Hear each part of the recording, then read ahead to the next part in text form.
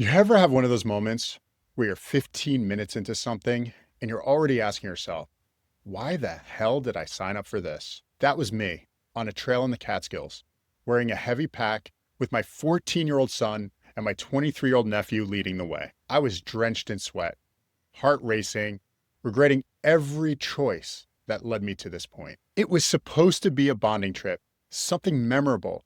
I dropped a couple $1,000s at REI, packed up, planned it all. But within 15 minutes, I was thinking about bailing.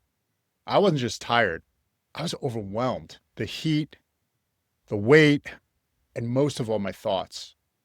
Couldn't stop thinking about work, responsibilities, loose ends that I'd left at home. I thought I was prepared.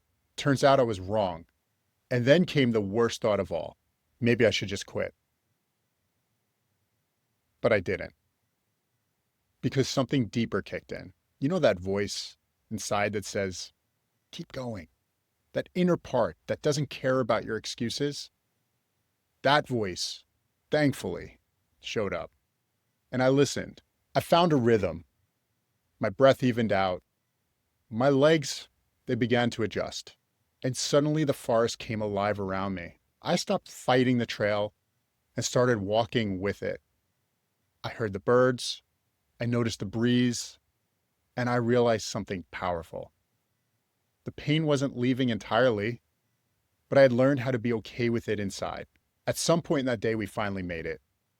We got to the summit, and we camped near the top, built a fire, stared at the stars. A thunderstorm rolled in, and my son and I stayed dry inside our tent. After it passed, we unzipped the rainfly and let the cool air in.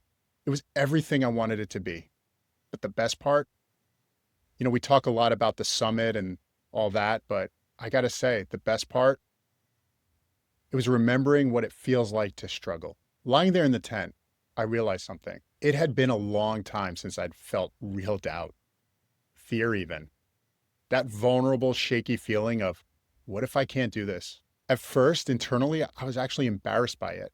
But then I remembered, that's what it was like when I started my career in real estate.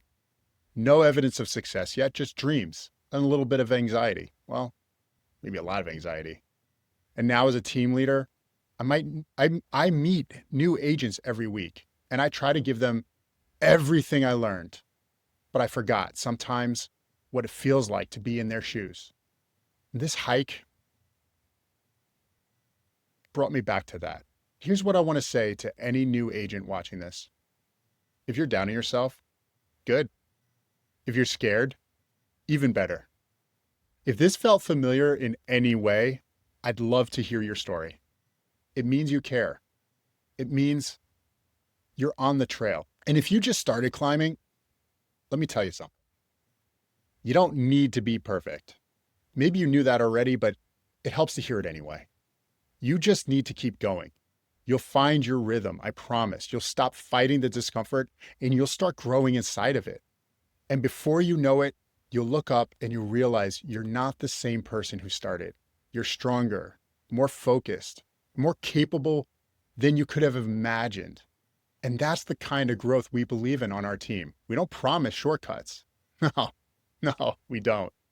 But what we do promise is to walk with you through the doubt, through the climb, all the way to your summit. So, are you ready? Let's go.